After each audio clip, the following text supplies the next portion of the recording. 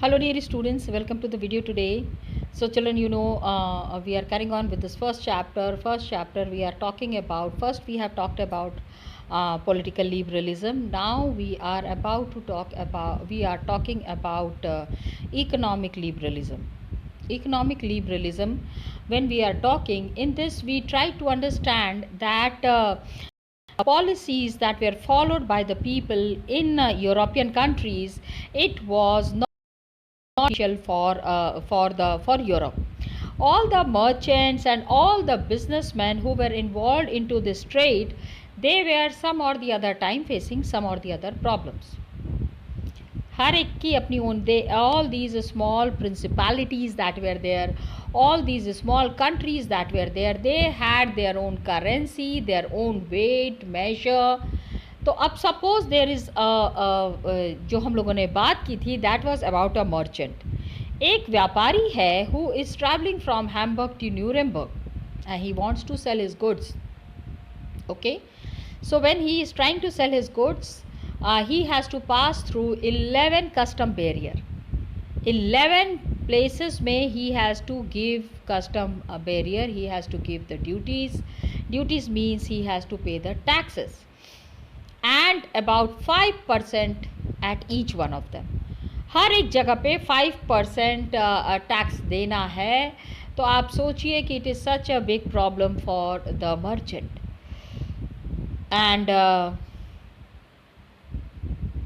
कभी कभी क्या होता था, duties were often levied according to the weight और मेजरमेंट ऑफ द गुड्स. कितना वेट है, कितना मेजरमेंट है गुड्स का, उसके हिसाब से टैक्सेस लगते थे. अब क्या होता था, एवरी रीजन, हर एक एरिया में they had their own system of weight and measure. ठीक है, suppose you are travelling from UP to Kerala. Kerala has their own currency, you has their own currency, Maharashtra में अपनी करेंसी है. Imagine in these many states a person who is travelling, how many kinds of currency he has to keep रखना पड़ेगा. ये देखो कितनी ज़्यादा समझने वाली बात. एंड ये जो weights and measures were there, इसके वजह से it was a time consuming calculation. बहुत ही ज़्यादा इसमें ये जो जोड़ तोड़ था, ये जो हिसाब किताब था, इट वाज वेरी डिफ़िकल्ट. सो जैसे कि क्लोथ का मेजरमेंट है ईले, तो ईले जो है उसका मेजरमेंट भी at UP it is something different, at Maharashtra, at Madhya Pradesh, Kerala, all the measurement changes.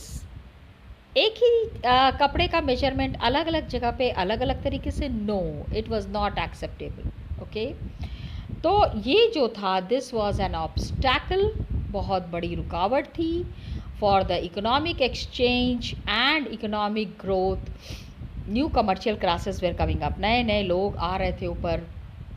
And they said कि एक इकोनॉमिक टेरिटरी होनी चाहिए, there should be one economic territory and goods, unhindered movement of goods.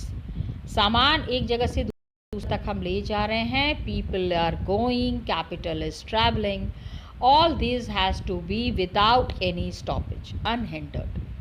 1834 में क्या हुआ, custom union, इन्होंने कहा कि इस तरह से अपने गुड्स को लेके ट्रैवल करके जाना बहुत ही कठिनाइयों का सामना करना पड़ रहा था.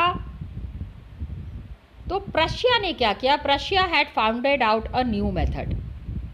Prussia said goods movement should be there, but these goods movement that is there, it should be in all the German states. एक व्यापारी एक जगह से दूसरे जगह तक अगर जा रहा है तो 30 और 32 नंबर ऑफ करेंसीज, इतने तरीके के करेंसीज उसको कैरी करने पड़ते थे. So a uniformity needs to be maintained, एक ही तरीके की करेंसी सारी जगह पे उसको लेके जाना चाहिए. So this uniform system of carrying on the currency was a very important matter. Railways was there. Further what happened, there was network of railways. इसके वजह से देयर वॉज मोबिलिटी.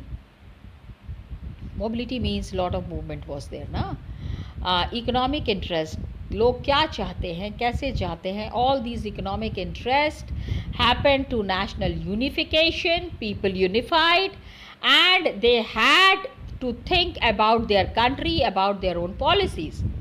अब देयर वॉज अ वे, मतलब एक हवा चल रही थी, इकोनॉमिक नेशनलिज्म की एक हवा चल रही थी. इससे क्या था, nationalist sentiment was increasing at that time, it was growing at that time.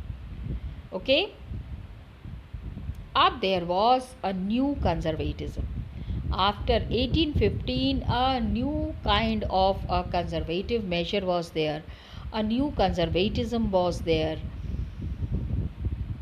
The people, the rulers, जिनको नेपोलियन ने हरा दिया था, Napoleon had defeated some rulers, na?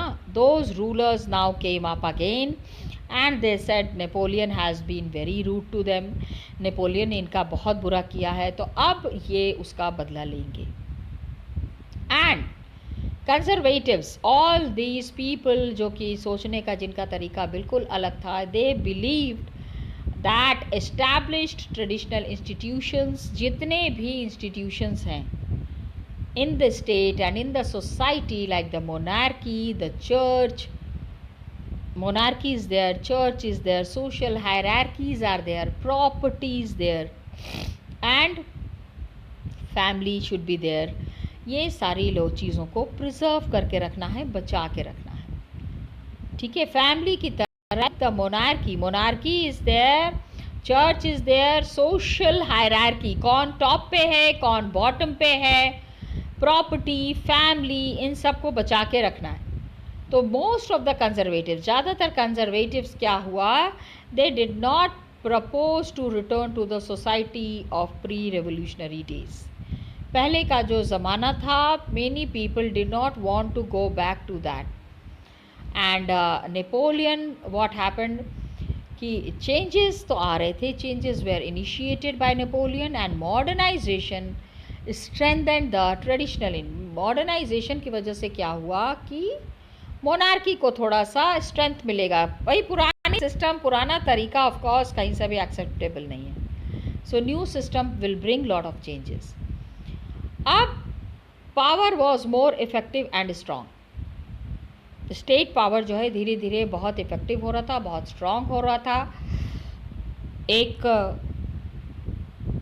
One modern army was there, एक आर्मी थी, bureaucrat, dynamic was there.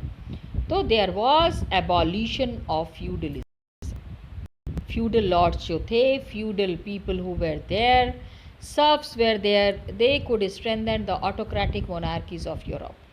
Europe की जितनी भी मोनार्कीज थी उसको बहुत ज़्यादा ताकत मिल रही थी, बहुत ज़्यादा बल मिल रहा था. 1815 में क्या हुआ, यूरोपियन पावर्स, हाँ, and Britain, Russia, Prussia, Austria, ठीक है, ये सारे ने मिलकर नेपोलियन को हराया था. Who had collectively defeated Napoleon, ये they had met at Vienna. This is called as treaty of Vienna. Children, this is very important for 5 marks. 5 marks के लिए यू आर डूइंग दिस, जिसमें you have to explain about this the treaty, the points that were mentioned in the treaty of Vienna. Vienna में सारे लोगों ने मिलके क्या decide किया, what did they decide. They had decided, it was hosted, किसने ये ऑर्गेनाइज किया था, it was hosted by Austria के जो चांसलर थे, ऑस्ट्रिया के जो रूलर थे, ऑस्ट्रिया के the most powerful person, Duke Metternich, had introduced this and had hosted this party.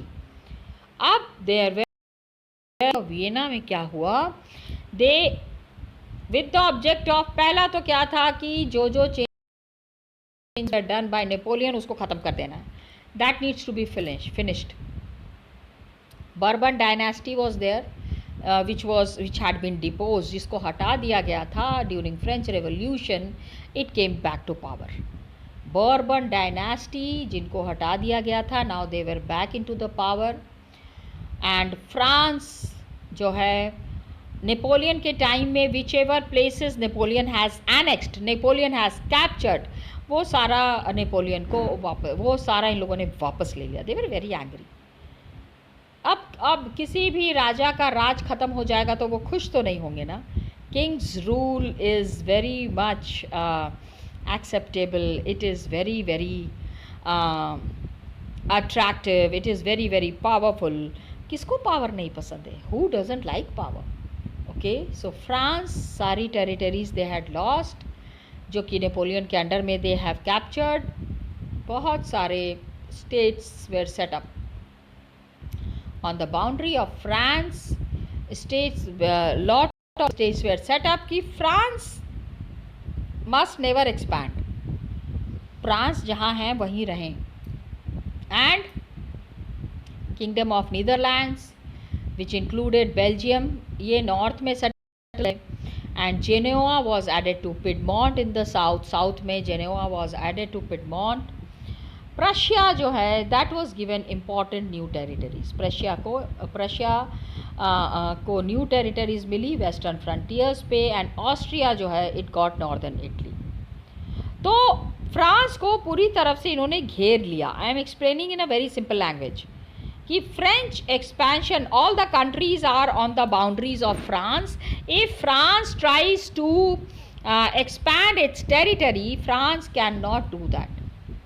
Okay, Prussia was given important new territories western frontiers में, and Austria जो है पूरे कंट्रोल था नॉर्दर्न इटली का। Northern Italy was completely controlled,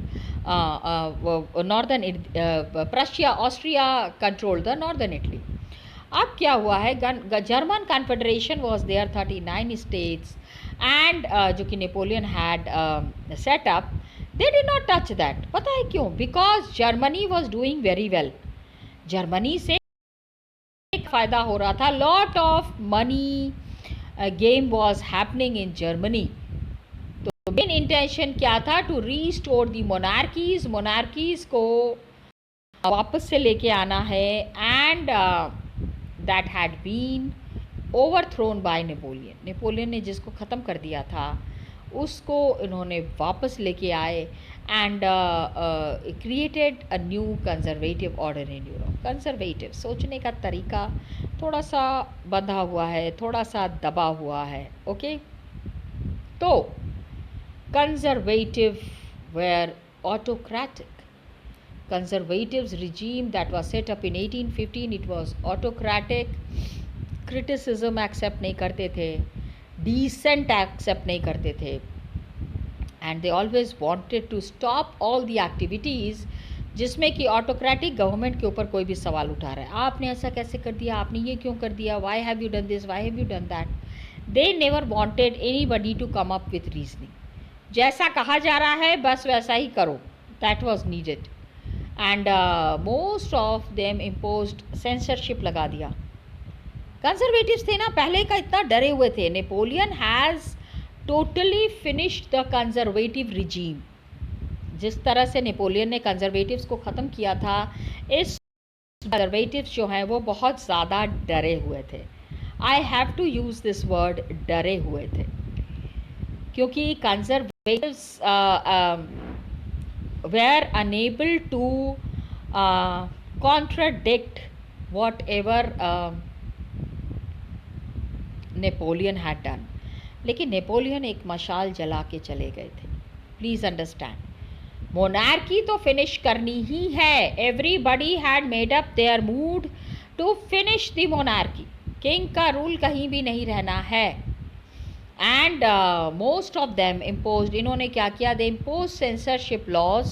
ऐसे कानून बना दिए कि what was said in newspapers, books, plays and songs, इसमें लिबर्टी एंड फ्रीडम का आइडिया नज़र नहीं आना चाहिए।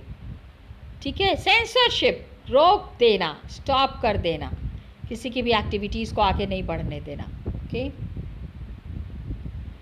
now just see club of thinkers, ये this is what is making a mockery of the conservatives. Conservative regime was set up, और ये यहाँ पे मीटिंग कर रहे हैं वो लोग हैं जो कि बहुत ही, एक तो है बहुत ही ओल्ड, बहुत पुराने हैं, पुराने ख्याल गॉट द पावर, तो अब उनको समझ में नहीं आ रहा है क्या करना है. Yes, through the pictures you can interpret many things. बहुत सारी चीज़ें क्लियर हो जाती हैं. Okay, so you can see how people have keep their mouth shut. लोगों ने अपनी ज़बान बंद की हुई है, लोगों ने अपना मुंह बंद किया हुआ है, किसी को भी अलाउड नहीं है यहाँ बोलने का. This is what is called as conservative. ये जो इनका रूल था, ये जो इनका सिस्टम था, that was conservative. Okay, now just French revolution का एक glorious memory and the it continued to, लेकिन I told you that already Napoleon was dead, but then he had influenced a lot of young people in Europe. काफ़ी सारे जो youth थे, जो young people थे, they were very impressed with Napoleon's policies. Okay, they criticized the new conservative order. Order was freedom of press. ठीक है, freedom of press को भी इन्होंने रोक दिया था. That is what is censorship all about ना. When press cannot implement the state orders. Okay, major issue, liberal nationalist and French revolutionaries continued to inspire the liberals. Revolutionaries में we have some of the great revolutionaries, जिसमें एक तो नाम दिया हुआ है, but many more were there. क्या होता है, इस तरह के revolutions होते हैं, बहुत सारे लोग पार्टिसिपेट करते हैं, एक दो लोगों का काम नहीं है. तो during this time what happen कि 1815 के बाद से the fear of repression drove many liberal nationalists to conflict to go underground. बहुत उस समय भी अंडरग्राउंड होता था. ठीक है, एंड लोग नहीं चाहते थे कि कोई भी उनको दबाए, कोई भी उनको सताए. इसके वजह से सीक्रेटली काम कर रहे थे, क्योंकि मोनार्की को ओवरथ्रो करना है. I told you ना, Napoleon's message was very loud and clear, and people very heartily wanted to follow the principles of Napoleon. उनको ये लगता था कि Queen's rule is there. तो now what happens is कि they wanted to be committed to oppose monarchical forms, and ज़्यादातर revolutionaries ने क्या किया, they also saw the creation of nation states. That was a major part of this struggle for freedom. Got it, children? अब इसमें से सबसे बड़ा revolutionary कौन था? Who was the biggest revolutionary? बताओ. Yes, this is what is Giuseppe Mazzini, very clearly given here. Please prepare the short note on Giuseppe Mazzini for 3 marks. Got it? He founded 2 more underground societies, जैसे कि Marseilles and Young European Bond. नाम याद रखिएगा, Young Italy in Marseilles, European Bond. All these members were like-minded. एक ही तरीके का सोचते थे. Like-minded means एक ही तरीके का सोचते थे. Okay?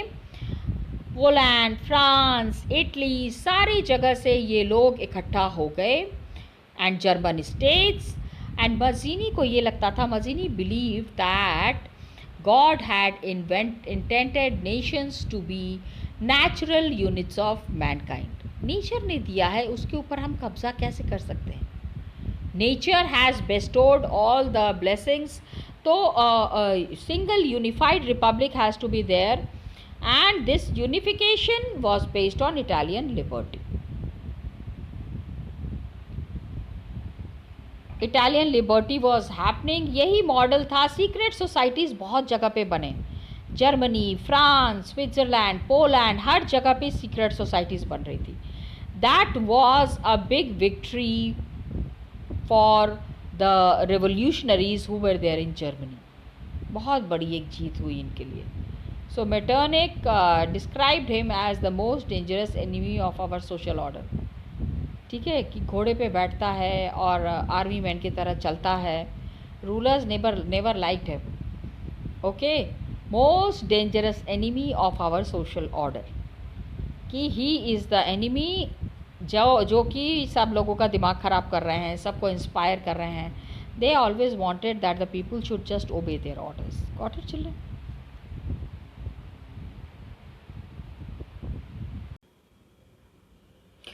So students, what we have discussed about Giuseppe Mazzini, please apply it in your short notes. You need to write down the short notes. If you are not writing down the short notes on Giuseppe Mazzini, you can miss on a 3 marks question. Another important. Now, the next important topic that we are going to discuss here is the age of revolutions. Lot of revolutionary traditions were happening, and conservatives, they have tried to consolidate their power. They have tried to curb their power. They have tried to stop their power. अब क्या हुआ कि conservatives, they were bringing changes, and the people in Europe, they were not at all ready for the changes. यहाँ से असली लड़ाई शुरू होती है. Liberalism, nationalism, these all were associated with revolution in many regions of Europe. बहुत सारी जगह में बहुत सारा revolution था, जैसे कि Italian and German states, provinces of the Ottoman Empire, Ireland, Poland. यहाँ पे liberalism and nationalism, इसी के साथ lot of revolutionary activities were also happening. अब कौन कर रहा था ये revolution? Who were the people who were carrying on these revolutions? It was led by the liberal nationalists. Nationalists were there, liberals were there. They were belonging to educated middle class elite, and there were professors, school teachers. They were educated. Please understand, revolution happens by the educated people, educated middle class elite, among whom there were professors, school teachers, clerks, members of commercial middle classes. These people, the way they were carrying on the revolution, whole of the Europe was facing a different kind of a phase, a different kind of a time. And सबसे पहला जो revolution हुआ, the first upheaval that had taken place, of course, please remember, it was under the Bourbon kings who had been restored to power. जो power में आए during the conservative reaction after 1815, ये लोग, they were overthrown by liberal revolutionaries. Liberal revolutionaries, conservatives have had to leave the power, क्योंकि Metternich once remarked कि अरे France में anything happens in France, France में सर्दी होती है, फ्रांस को ठंडी लगती है, the whole Europe catches cold, the rest of Europe catches cold. So July revolution was there. There was an uprising in Brussels, जिससे कि Belgium started breaking away from the United Kingdom of Netherlands. Belgium was getting separated. Belgium was getting breaked away from the United Kingdom of the Netherlands. तो ये जो this big event that has happened, please try to understand this big event that had happened. It is also called as the Greek War of Independence. You need to understand the concept of the Greek War of Independence. Greece, which was a part of the Ottoman Empire since the 15th century, there was revolutionary nationalism. There was a struggle for independence which started in 1821. And Greece, they were getting support from the people, the Greeks who were living in outside, and also from many West European people. Greek War of Independence, one of the very important topics, my dear students. Please go through it properly.